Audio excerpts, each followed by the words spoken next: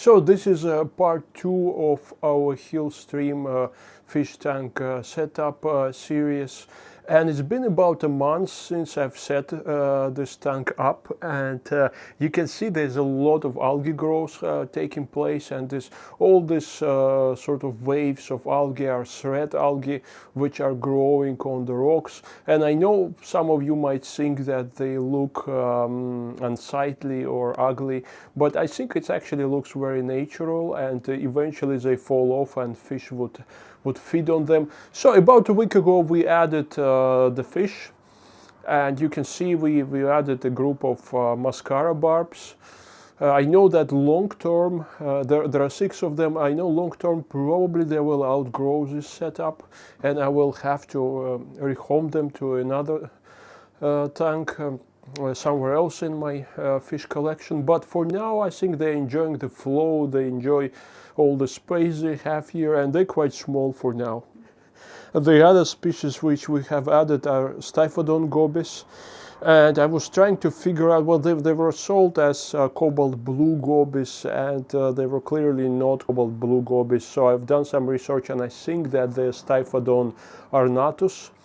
And they unfortunately happen to be all males, which I guess is a sad reality with Styphodon gobies, because males are colorful and females are not colorful. So you would only find males available for sale, because only males are being collected.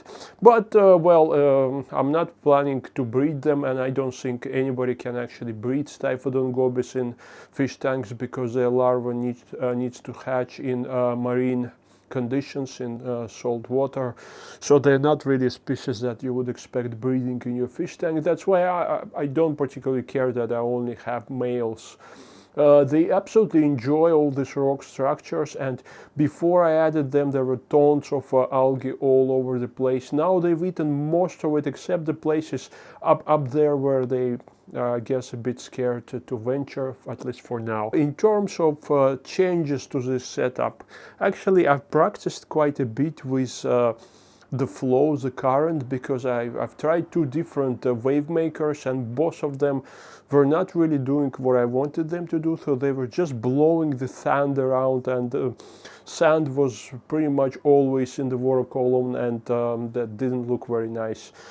So eventually I added a power head, so it's basically in the back. It's in here, the power head is in here. It's connected to a block of sponge just to make sure that it doesn't get blocked with debris too fast. And it has 2 outlets actually. One is just aimed at the top of the water, so it's blowing water up, and the second outlet is in here. So there is a pipe in here that goes under this piece of driftwood and under the sand, under the pile of rocks, and somewhere up there you can see it in here. So it's blowing water in here, creating this sort of a Hillstream effect. And this is, I think, a perfect combination of 2 types of flow for this setup, because now the flow is everywhere and it's not too strong. The fish can swim, it's not blowing them away as was the case with wave makers. And there's obviously a lot of water movement, and this is what I wanted to have. In terms of other changes, I've added here some Phytonia to the top of that driftwood. Well, the reason why I have this driftwood in here, it's covered partly with various mosses, is to cover the pump. So I know that maybe without it, this sort of slope type of scape would have looked more natural, but I have to hide the pump, so that's what it is. Phytonia, 2 species or 3 species of Phytonia just a few days ago, and I don't think it has settled yet. Not sure if it is going to grow, we'll see. In there I've added some Tradescantia or something like that, and it seemed to be doing much better, and hopefully it is going to grow, because Monstera is definitely growing. There are some fresh leaves popping up in here. And overall, yeah, I'm quite enjoying this setup. And with Wave Maker there was some gurgling sound from time to time, and because it is in our bedroom it was a bit annoying, but with power head there's no sound at all and it's absolutely quiet.